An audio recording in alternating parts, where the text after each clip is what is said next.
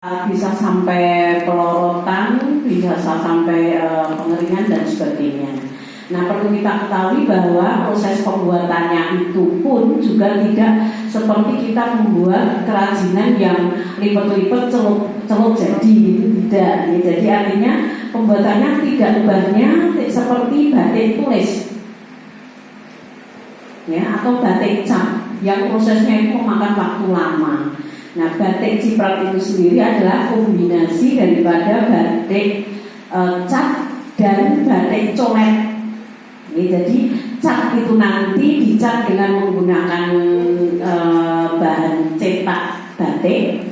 Ya, kita sudah punya beberapa, bahkan kita kemarin juga sudah bisa menambah koleksinya. Nah, sebelum kita lakukan praktik itu nanti saja kita membuat dulu batik capnya. Jadi kain yang kita buat untuk batik ciprat yaitu kain mori itu kita cap dulu. Kita cap dulu dengan menggunakan cap batik. Nah, itu juga perlu waktu. Mencap batik tidak seperti mencap kalau kita cap stempel. Yang kita capkan adalah malam yang dipanaskan. Kemudian capnya itu dicelupkan pada malam, kemudian diaplikasikan ke dalam kain. Nah, itu pun ada tekniknya, tidak seperti memindahkan malam ke kain dengan mudah begitu saja. Artinya kita menggunakan alas busa yang diberi air atau basah.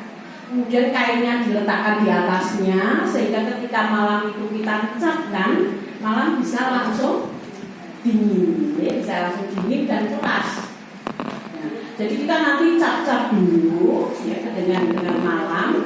Kemudian keesokan harinya pada hari pembuatan batik ciprat itu baru dikerjakan anak-anak. Yang dikerjakan adalah satu, memberi warna motif pada motif cap tadi. Kemudian setelah memberi warna pada motif cap tadi, memberi warna dasar. Kemudian setelah memberi warna dasar, baru kita membuat cipratnya. Nah, disinilah kunci daripada batik ciprat. Nah, ciprat itu namanya saja ciprat, yaitu diciprate. Diciprate yang nantinya akan mendapatkan motif yang spesifik. Ya, spesifik itu artinya tiap orang akan berbeda, tergantung cara nyipratnya. Nyipratnya boleh menggunakan kuas, ya, boleh menggunakan apapun. Ya, yang penting di situ akan menghasilkan tetesan malam yang nantinya akan menjadi motif. Nah, inilah gambaran pembuatan batik ciprat. Nah, kemudian setelah selesai diciprat, ada pekerjaan lain lagi, yaitu melorot. Melorot itu godok kain yang sudah dibatik dan diciprat tadi untuk melorot malamnya. Nah, setelah dilorot barulah kelihatan motifnya. Nah, pelorotannya itu nantinya menggunakan bambang besar yang dengan kita merebus air. Airnya harus panas.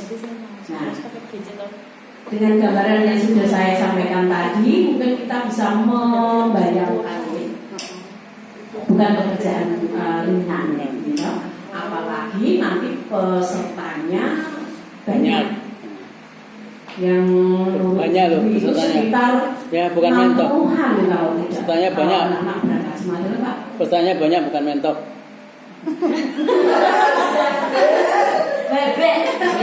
Jadi pekerjaan yang tidak ringan. Untuk itu dengan gambaran pekerjaan yang kita akan kerjakan tadi, kemudian peserta yang lumayan banyak, ya, jadi nanti kalau anak-anak ada yang banyak yang datang, ya lebih berat lagi kita, gitu. Nah, kemudian nanti akan dibuat kelompok, Pak. Akan dibuat kelompok. Satu pekerjaan bisa dikerjakan 5 anak biar cepat. Nah, Untuk itu kalau yang mengerjakan banyak dengan sendirinya kita juga memerlukan alat yang lumayan banyak. Nah, untuk itu mohon mari kita pikirkan bersama untuk kita bisa bersama melakukan suatu koordinasi pendampingan dalam pelaksanaan praktik tersebut. Jadi gambarannya seperti tadi cara proses pembuatannya, dan yang penting adalah pendampingan ketika mengerjakan. Waktunya cukup lama jadi melorot. Setelah melorot tadi digodok, dibilas, dijemur. Sehingga diharapkan jam 7 itu sudah kita mulai. Cepat saja. Nanti kalau kelamaan sampai sore ya kita semakin capek. Jadi kalau bisa ada briefing juga untuk kita sebelum jam 7. Bapak Ibu, subuh. ada pertanyaan? Kalau tidak ada pertanyaan, bisa ditabungkan. Ada briefing. Baik, saya juga Pak ya. Assalamualaikum warahmatullahi wabarakatuh. Walaupun sudah disampaikan pelaksanaan praktik batik diklat oleh siswa tanggal 19 Februari 1, tapi ada tahapan proses untuk memperlancar. Maka saya tambahkan kita, maksudnya boleh yang hadir semua datang. Bahkan yang belum pernah lihat proses ikut praktik, kita siapkan kain di 3 yang kemudian di sana. Karena kalau saya dengan gue pernah praktik ikut. Kemarin saya sudah nambah 2 SDM dari kuantum, sehingga itu bisa lihat untuk pendampingan. Maka Bapak Ibu yang pengen praktik besok dari barang siswa, ya silakan. Misalnya kalau sudah kelompok, itu juga kelompok karena mengingat kainnya sudah kita beri. Mungkin ada berapa yang mau ikut praktik untuk memperlancar biar tanggal 19-nya itu selesai. Maka sebelum tanggal 19 kita sepakati kita praktik ngecap. Alhamdulillah kita sudah punya 3 capnya ya. Kemarin sudah beli 2 lagi. Itu memang tadi sudah sampaikan kombinasi antara cap dan colek ya. Ini produknya nih, ini capnya nih podo tadi nih. Ini sama kan? Ini kan sama, ini cap nih. Nah lainnya colek-colek ini atau mungkin coklat-coklat ini.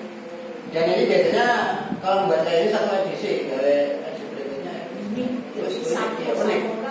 Jadi kalau kita pakai ini ternyata ada yang sama itu ya.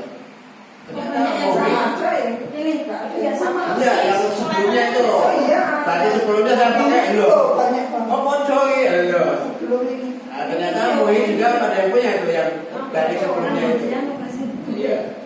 Tapi kalau ini nggak ada, ini memang ya nanti kita juga yang pertama. Monggo. Guru TK saya, Bu itu batiknya bagus di mana?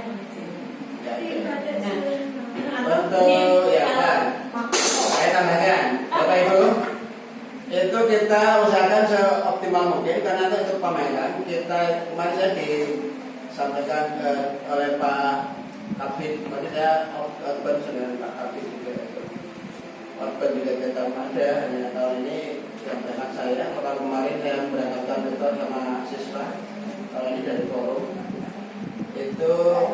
Ternyata pameran juga tiap tahun ada. Kita sudah di TTN PKBM yang cukup tua dan kalau pameran muncul itu loh. Untuk itu hasil besok praktik itu diantaranya itu juga pameran kita. Kalau ada kunjungan juga ada produknya. Untuk itu monggo Bapak Ibu yang akan praktik senang dengan kegiatan itu. Kita siapkan mediumnya. Maka sebelum tanggal 19 kita lihat hari Jumat sebelumnya atau hari Sabtu sebelumnya. Kalau Jumat berarti tanggal 18-nya bisa nggak datang ngecap dulu? Ya, minggu depan, minggunya. Ya, seharian kita di sini. Mohon. Sabtu atau Minggu? Jam? Minggu ya jam 10. Ya. Setelah tanggal 15. Minggu depan itu tanggal 13. Minggu depan tanggal 13, depannya lagi 20. Berarti Sabtu. Sabtu apa Jumat? Sabtu aja. Iya Pak, Sabtu ada pastinya. Apa ngunduhnya hari apa? Minggu tetap. Oh, mundur nggak apa-apa. 12-nya kita pakai Monggo, kalau untuk atau maju. Majunya kapan? Majunya kapan? Sabtu. Ya wes Mbak Edi sampai tanggal 19. Majunya mundur habis tanggal 19. Oh iya, enggak apa-apa. Oh ya, acaranya kan bisa mundur, acaranya Mbak Erni. Terus biasanya buat salah. Berarti 26. Oh, ini ada 26. Yang Mbak Erni yang diundur. Biar jangan kecepatan. tanggal 19 biasanya hari apa? Jumatnya bisa nggak Jumat? Jumat nggak bisa. Sabtu. Berarti Sabtu besok. Besok pagi. Sabtu Besok ini 19. Sabtu berikutnya. Sabtu depan.